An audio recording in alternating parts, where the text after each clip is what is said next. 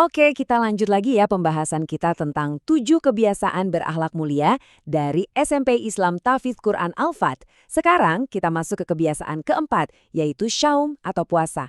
Nah ini bukan cuma sekedar nahan lapar sama haus loh, ini tuh latihan jiwa yang luar biasa banget buat ngebentuk karakter kita. Yuk kita cari tahu gimana caranya. Assalamualaikum warahmatullahi wabarakatuh. Kita awali pertemuan kita kali ini dengan niat yang tulus ya, supaya kita bisa sama-sama dapat ilmu dan pemahaman baru. Nah, ini dia pertanyaan intinya. Gimana sih caranya sebuah kegiatan yang kelihatannya simple, cuma nahan makan dan minum, tapi kok bisa jadi alat yang sekuat itu buat membentuk karakter mulia? Jawabannya itu ada di proses di baliknya. Yuk kita gali lebih dalam. Di SMP Islam Tahfidz Quran Al-Fat, syaum itu dilihat dengan cara yang spesial. Jadi, ini bukan sekedar ibadah tahunan pas Ramadan aja, tapi sebuah latihan yang benar-benar disengaja dan terstruktur. Syaum itu jadi kebiasaan inti yang sengaja dirancang buat menempa jiwa dan bangun pondasi karakter yang kuat. Oke, kita mulai dari definisi dasarnya dulunya. Syaum itu artinya menahan diri dari makan, minum, dan hal-hal lain yang bisa membatalkan puasa. Mulainya dari fajar sampai matahari terbenam. Tapi, seperti yang bakal kita lihat, maknanya itu jauh lebih dalam dari sekedar urusan fisik aja. Nah, disinilah letak perbedaannya yang keren banget dari Al-Fatah. Mereka mengubah puasa dari yang tadinya cuma soal mengosongkan perut, jadi mengisi jiwa. Tujuannya bukan lagi biar kita ngerasain lapar, tapi buat melatih jiwa kita biar lebih bisa mengendalikan diri dan hati jadi makin dekat sama Allah. Terus gimana caranya biar kebiasaan ini benar-benar nempel di para siswa? Jawabannya ya lewat rutinitas yang konsisten. Karena karakter mulia itu kan nggak bisa instan ya kan? Perlu dibiasain. Coba kita lihat gimana jadwalnya. Kuncinya itu satu, konsisten. Pondasinya tentu aja puasa wajib di bulan Ramadan. Tapi biar disiplin spiritualnya makin tajam, latihannya ditambahin sama puasa sunnah rutin. Kayak Senin Kamis, puasa Daud, atau puasa Ayyamul Bid di pertengahan bulan. Nah ini cara biar semangat spiritualnya itu tetap nyala terus sepanjang tahun. Jadi, apa dong hasilnya? Kalau seorang siswa itu rutin ngejalanin syaum, perubahan karakter kayak apa yang bakal kelihatan? Nah, inilah yang disebut bumah dari perjalanan spiritual mereka. Program ini fokusnya ke 5 sifat karakter inti yang diharapkan lahir dari kebiasaan puasa. Yuk kita bedah satu persatu, gimana caranya menahan urusan fisik bisa ngebentuk kekuatan mental dan spiritual yang luar biasa. Pertama, puasa itu ibarat gym buat melatih otot pengendalian diri. Waktu kita nahan keinginan-keinginan dasar, disitulah siswa belajar buat jadi tuan atas hawa nafsunya sendiri.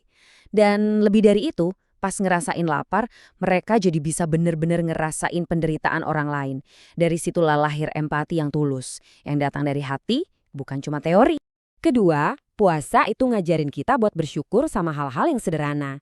Coba deh, segelas air putih pas buka puasa itu rasanya nikmat banget kan? Puasa juga jadi ujian kejujuran paling tinggi. Nggak ada yang ngawasin kita loh, cuma kita dan Allah yang tahu. Nah, disitulah integritas dibangun dari dalam. Dan puncaknya, semua latihan ini tujuannya cuma satu, yaitu mencapai takwa. Takwa itu apa sih? Takwa itu kesadaran penuh kalau Allah itu selalu ada, selalu membersamai kita di setiap detik kehidupan. Kesadaran inilah yang nantinya jadi kompas moral buat setiap tindakan kita.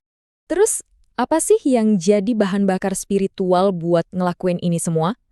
Jawabannya adalah janji-janji yang luar biasa dari Allah.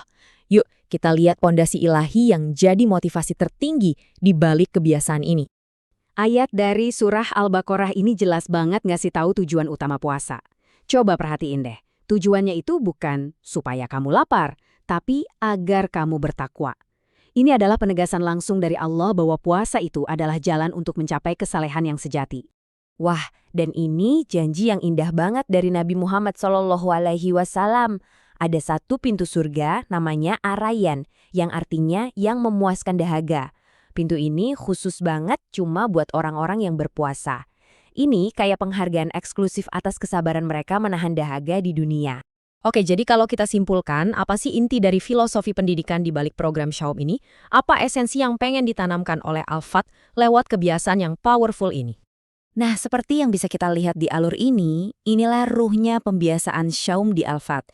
Ini tuh sebuah proses yang bertahap.